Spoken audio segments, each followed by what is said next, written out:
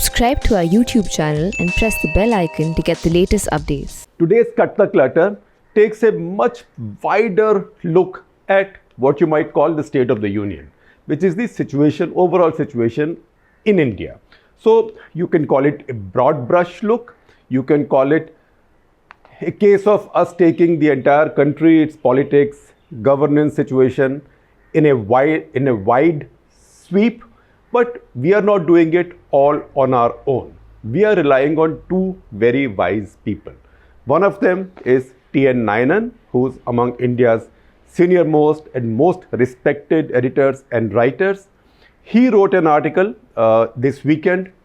His weekend column is called Weekend Ruminations, and we are privileged to publish it in the print simultaneously with Business Standard, where my national interest appears at the same time, on the same day.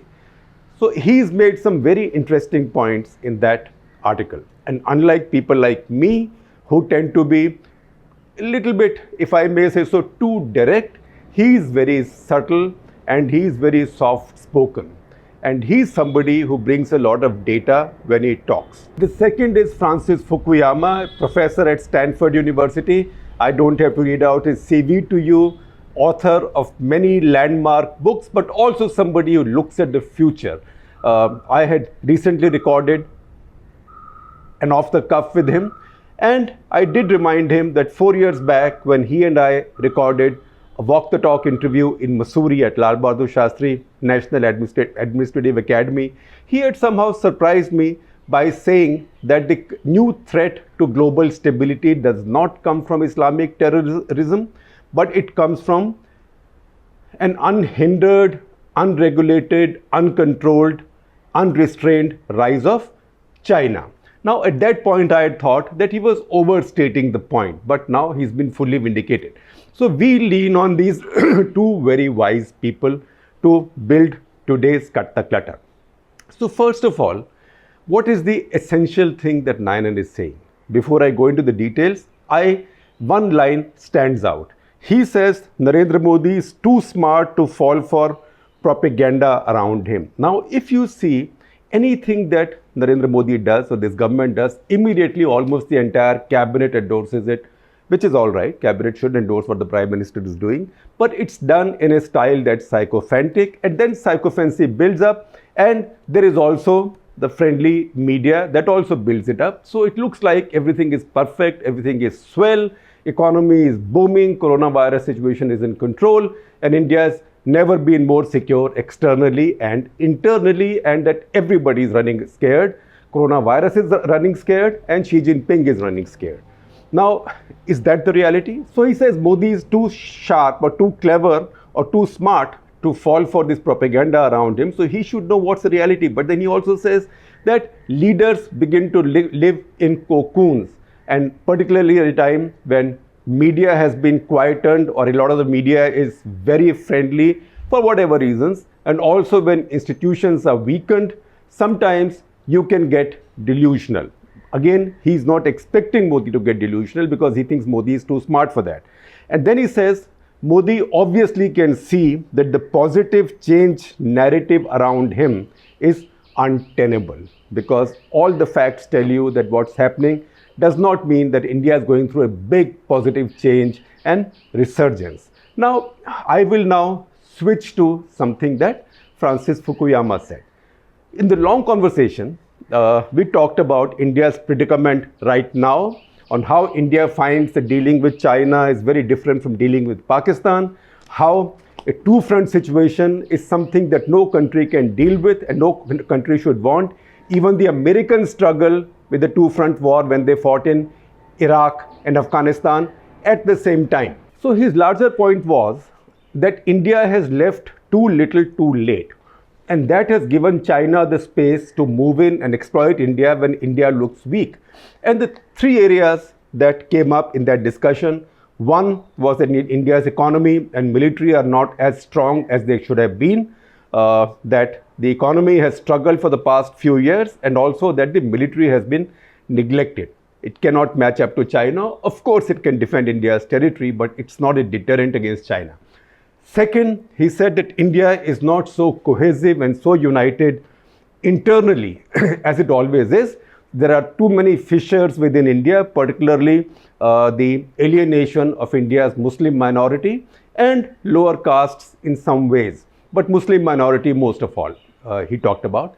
And third, he said this whole idea that India will be a free floater in this world, which means not aligned on any side, not carrying any major powers by its side, is not going to work, because all said and done today, even Russia is China's ally.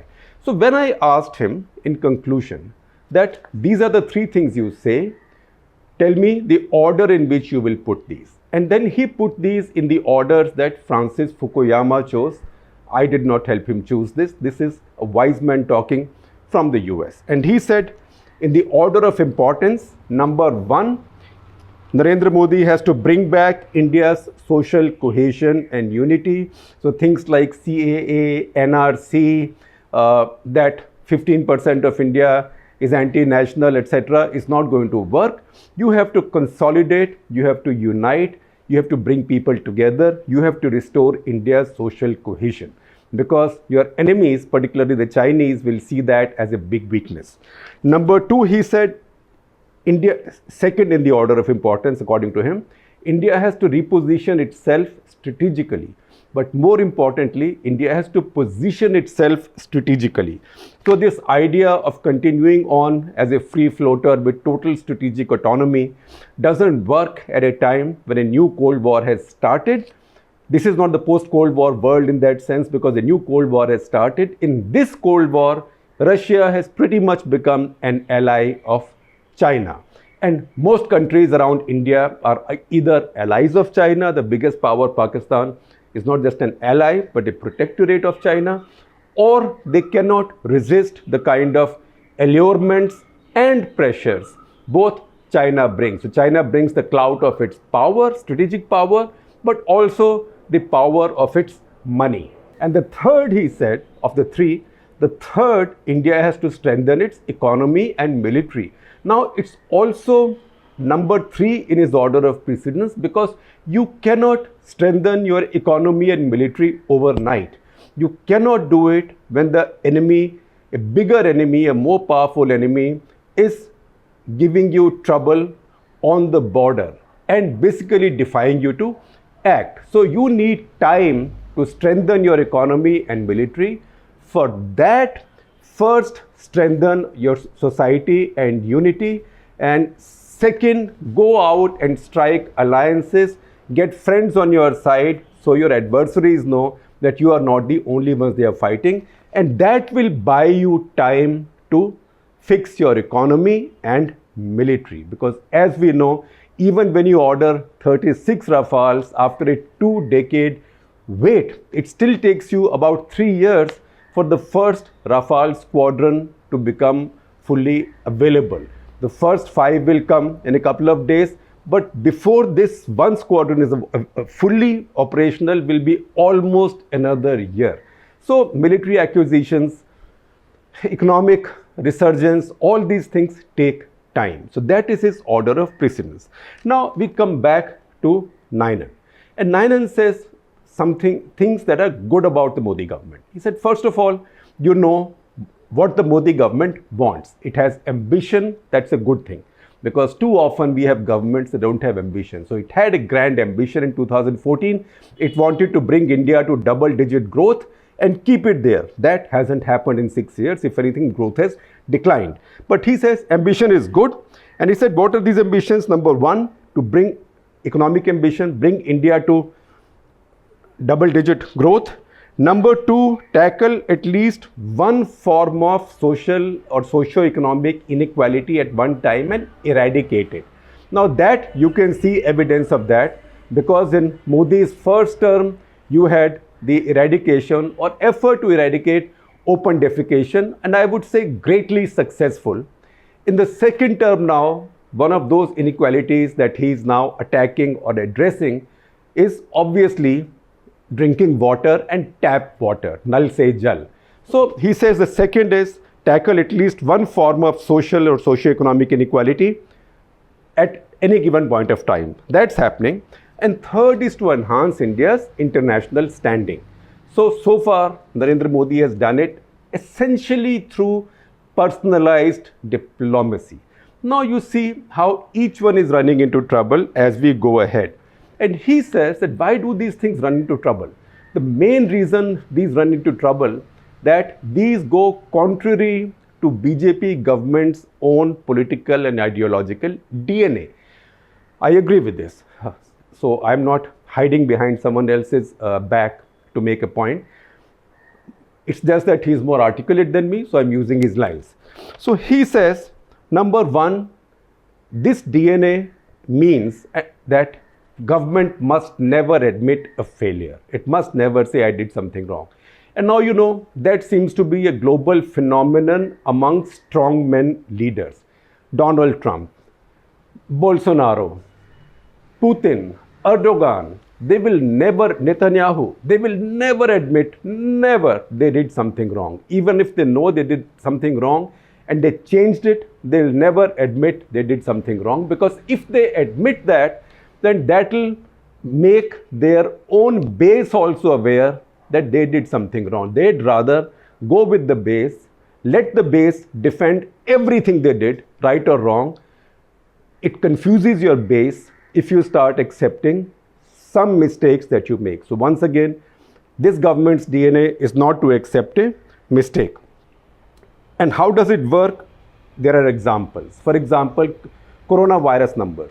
24th of March, when the first lockdown was declared for 3 weeks, if at that point, Nainan asks, somebody had offered today's numbers to Narendra Modi, would he have been happy? That is almost 1.2 million confirmed cases already, at still globally a low level of testing and nearly 35,000 dead, or reaching about 35,000 dead. India, if he was told on the day that he imposed his first lockdown that in exchange for such big economic destruction, you will get at the end of 125 days from the first lockdown, you will get a situation where India has the largest number. India is the only major country in the world where both cases, new cases, and deaths are rising every day.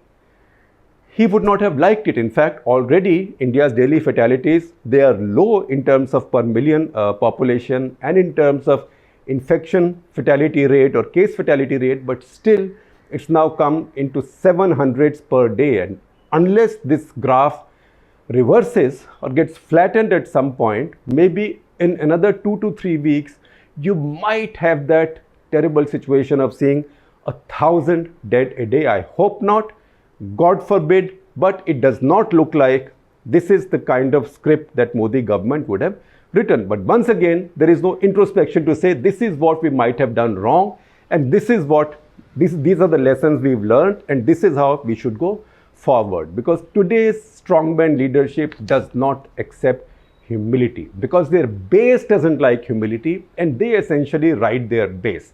As long as their base has more votes than the rest, they are fine. Third, he says, in fact, even when the numbers look bad, then these governments play with numbers. Look at what Modi government did with GDP numbers. India's GDP declined, but for some, different criteria was found out. Some fixing was done. A mythology was created that no, GDP is not doing so badly, or it was doing worse even earlier. But these are mythologies we create to please ourselves, in which case the government and its base. And that's when you don't listen to critics, or you then start dismissing critics as either motivated or having an agenda, or critics for being purely anti-national, as is the case, Nainan points out, with people who've been pointing out that the Chinese have caused a fair bit of mischief in Ladakh that government's not been admitting, that government's been trying to understate it, and government's been attacking people who've been showing the mirror on the reality in Ladakh. So the defense there is for the government to wrap itself in the tricolor and call all its critics anti-national. So those things are not working, and this leads to a leader beginning to live in a bubble. He again goes on to say that, look, I'm not saying nothing right's been done. A lot of right things have been done, but the big mistakes, demonetization, he lists demonetization. There's nothing to comment for demonetization. It was a disaster in all capitals. Number two, the way GST was implemented, and this is something that I would not have noticed being purely a political journalist and not really knowing taxation or finance or figures so much. He says that even after so much time has passed, GST collections, tax collections on GST as a percentage of GDP, because our GDP is also rising, not as fast as it should have, but it's still rising. As a proportion of GDP, GST is bringing even less tax than was the case in the past. So where was the need? What is the gain from all this dislocation that's been caused? And then he goes on to say that there's been a failure in fixing PSU banks, where, as I also keep talking all the time, good money continues to be thrown behind bad money and it just disappears. Manufacturing sector has not improved. In fact, you can blame the Chinese for dominating our markets, our consumer markets, but the fact is that we haven't fixed our own manufacturing, and now all these confusing ideas about Swadeshi and small scale and all that. And he says neglect of defense, which is evident. As a percentage of GDP, India's defense budget is now the lowest since 1962. And if at all some budget has gone up, that's essentially gone into salaries and pensions.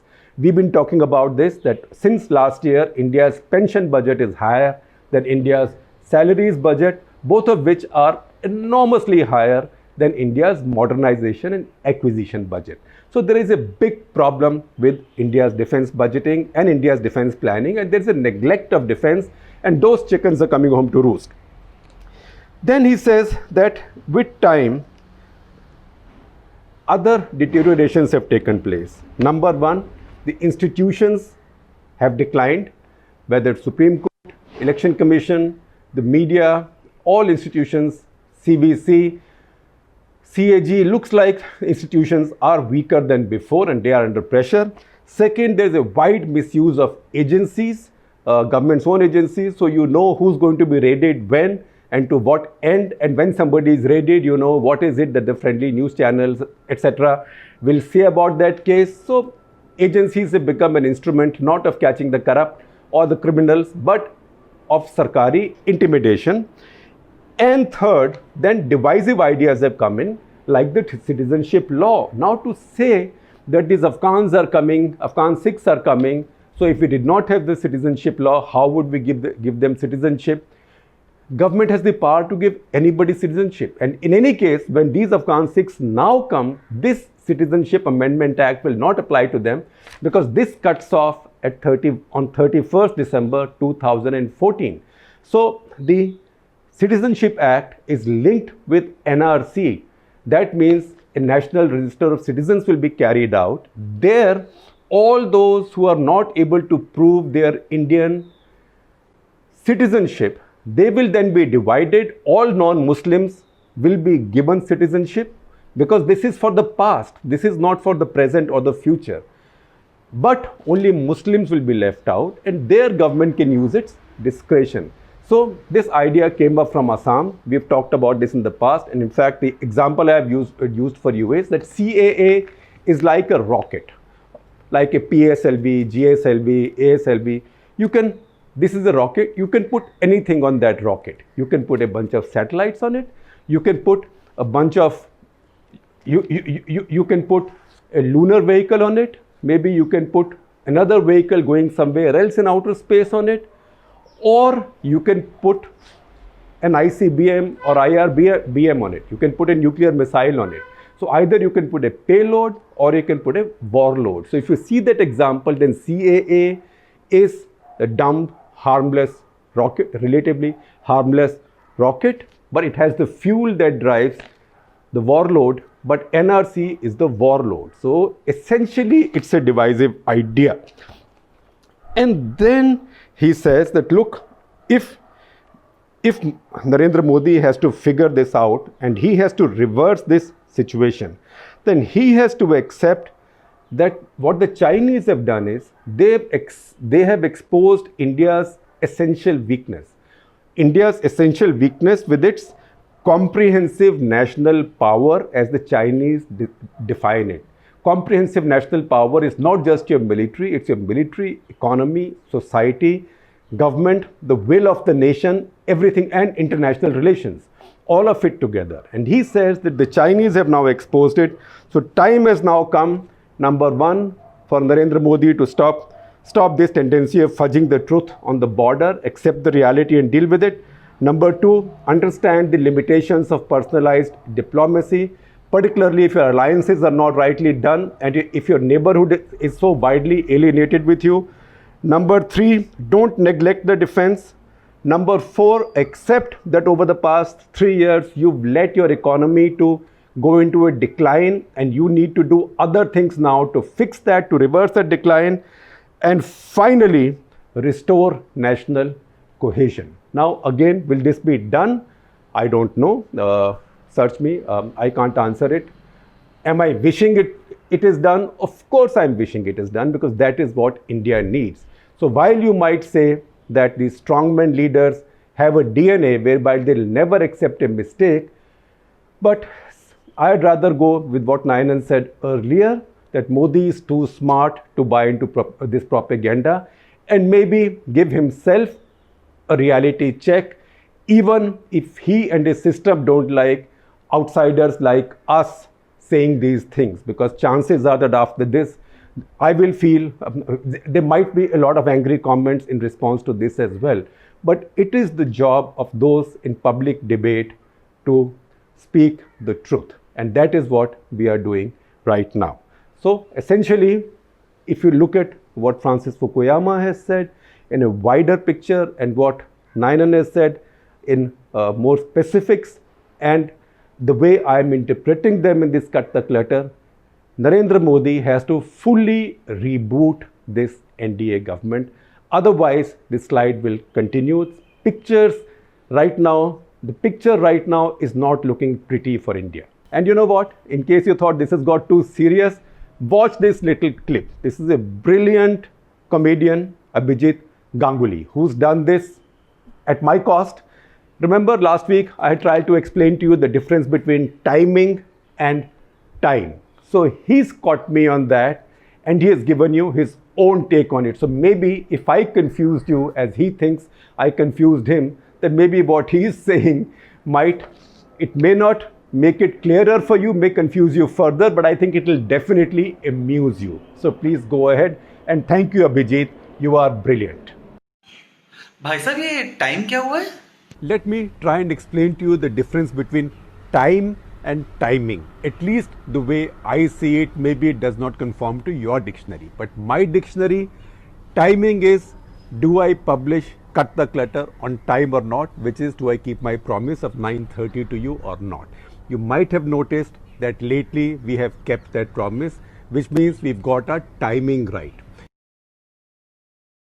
What is time on the other hand? Time is the amount of time I speak for, or the amount of time that your Cut the Clutter video is. Now, some of you are happy that it's long. I'm grateful to you, but I also know that it becomes too long quite often. So I'm also trying to control the time. So I'm trying to get the time right. So yesterday, that is 5 to 7, some of you noticed was about 16-17 minutes, and you notice the fact that it was shorter than usual. So once again, my intention now is to keep them shorter, so to get both right, time as well as the timing, or in the order in which we proceeded, timing as well as the time. Today we are talking about a bunch of complexities, and that's why it's even more challenging for me to get this time right. ठीक है, मैं खुद देख लूंगा.